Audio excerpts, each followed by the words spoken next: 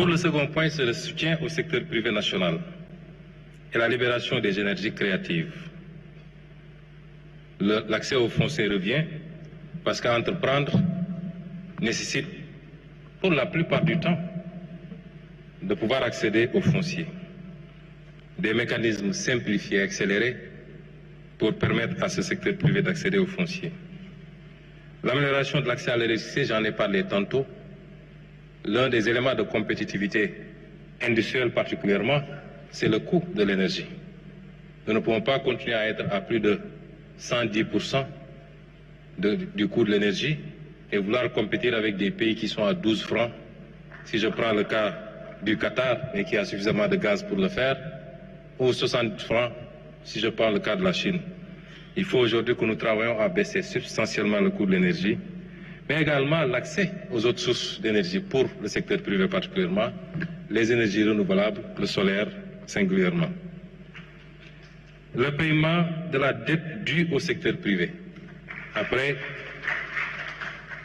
Après finalisation de l'audit de cette dette, l'engagement que prend le gouvernement, c'est de payer intégralement cette dette pour permettre à ce secteur privé.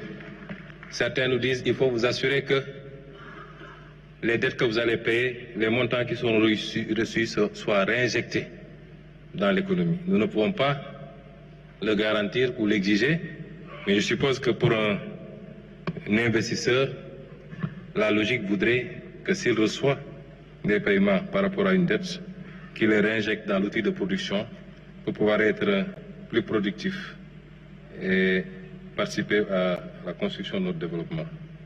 Le développement des infrastructures dans les pôles, entre les pôles, dans les zones économiques également est un engagement que nous prenons vis-à-vis du secteur privé.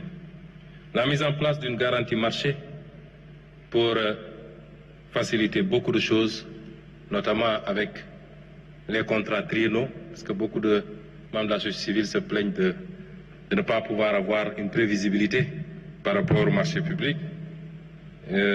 La réforme du climat des affaires, chantier que nous avons déjà initié avec la réforme du Code des investissements qui est en cours, du Code général des impôts, du Code des douanes, du Code minier, et j'en passe, avec l'objectif de réformer le climat des affaires, mais tout en sauvegardant les intérêts de l'État. La facilitation de l'accès aux intrants également, particulièrement pour le secteur primaire, est un engagement. Et enfin, l'accompagnement à la formalisation avec les guichets uniques et beaucoup d'autres outils qui permettraient d'accompagner une bonne partie de l'informel vers la formalisation. L'autre élément, c'est le développement des secteurs prioritaires, l'agriculture, la pêche et l'élevage. Je ne ferai que les citer parce que je vous en renverrai au document Vision. Au début de mon exposé, je crois que j'ai sauté un slide pour vous dire que ce que nous faisons ne tombe pas du ciel. Nous avions d'abord le document Vision, nous avons ensuite le master plan décennal 2024-2034, nous avons la stratégie nationale de développement, qui est une stratégie quinquennale, nous avons même le document de programmation budgétaire et économique pluriannuel. J'aurais même pu citer la déclaration de politique générale. Mais ceci participe de ce premier point qu'on a appelé le redressement. Mais si vous vous rabattez sur le document Vision qui sera publié la semaine prochaine, Monsieur le ministre d'État, aujourd'hui, Monsieur le Président de la République me dit que ce sera publié aujourd'hui, ce document, tout ce que je vais développer ici et dans ce document, les offres et les projections sur les secteurs de l'agriculture, de la pêche et de l'élevage, la filière viande et lait, les industries légères, parce que dans le phasage, nous considérons qu'aucun pays ne s'est levé pour aller tout de suite vers les industries lourdes. Il faut pouvoir faire un ciblage et aller méthodiquement. Donc, le fer, la métallurgie et la sidérurgie, où nous avons des offres concrètes, même si ça semble être des secteurs assez lourds. Et c'est pourquoi le pari de l'énergie est important. Une fois de plus, c'est la mère des batailles. Le logement social, pas ici sous le volet social, mais c'est des entreprises qui viendront faire des offres. L'agro-industrie, le tourisme, les BTP, le numérique. l'industrie pharmaceutique, chimique légère, l'industrie culturelle et créative, le textile habillement, les matériaux de construction et l'agro-industrie. Quels sont maintenant les impacts attendus?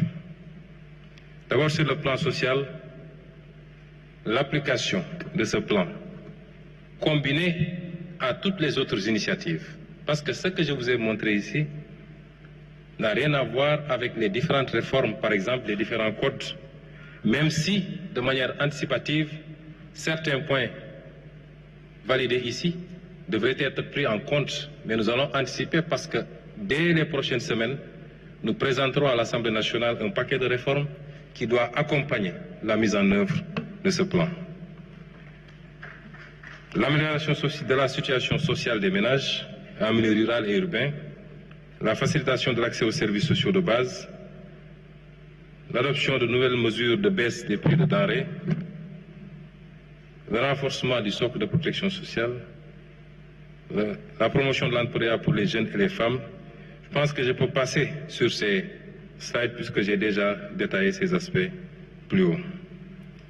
Et enfin, les impacts budgétaires attendus. C'est que ces ressources que nous voulons mobiliser conforteront la position de l'État par rapport à nos ambitions de souveraineté. Je le rappelle encore, il ne faut pas qu'on fasse des confusions. La souveraineté ne veut pas dire l'autarcie. Vous entendez des gens qui vous disent « oui, ils parlent de souveraineté, pourtant ils empruntent ». Ce n'est pas ça la souveraineté. La souveraineté, c'est avoir le choix dans les schémas que vous mettez en place, qu'on ne vous impose pas des modèles. C'est de pouvoir dire « ma priorité, c'est de mobiliser sur les marchés dans des conditions les plus favorables, les taux les plus favorables, les maturités les plus favorables, et de ne recourir au multilatéral et notamment au FMI qu'en dernier ressort parce que je n'aurai pas d'autre solution. C'est le contraire de ce qu'on fait actuellement. C'est ça la souveraineté. Mais ce qui vous permet d'être à l'aise sur ça, c'est votre capacité à mobiliser des ressources endogènes, à assainir votre cadre macroéconomique. Et c'est ce travail qui va nous permettre effectivement de conforter la position de l'État. C'est le respect de nos engagements internationaux qui seront plus facilités. C'est la contribution. On ne dit pas que c'est ce plan qui va le faire à lui seul, mais il contribuera substantiellement à l'objectif d'atteinte de ramener le déficit à 3% en 2027. Mesdames et messieurs, nous voici arrivés au terme de notre exposé. Ce que je voudrais dire aux Sénégalais, c'est que nous parlons souvent de souveraineté. Moom sa bopp, mais moom sa bopp am na lu ko jiite. Li ko jiitu mooy mënal sa bopp.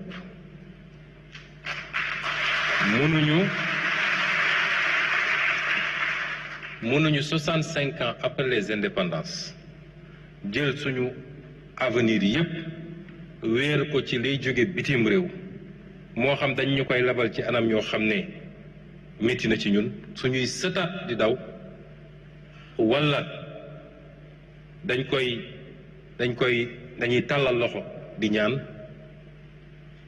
réew muy doxee noonu mooy réew moo xam ne optéwul pour le développement. man ngeen dégg ñu ne ñoom de lépp la ñu bëgg a taxé bu ngeen seetee li ñu def fexe nañu ba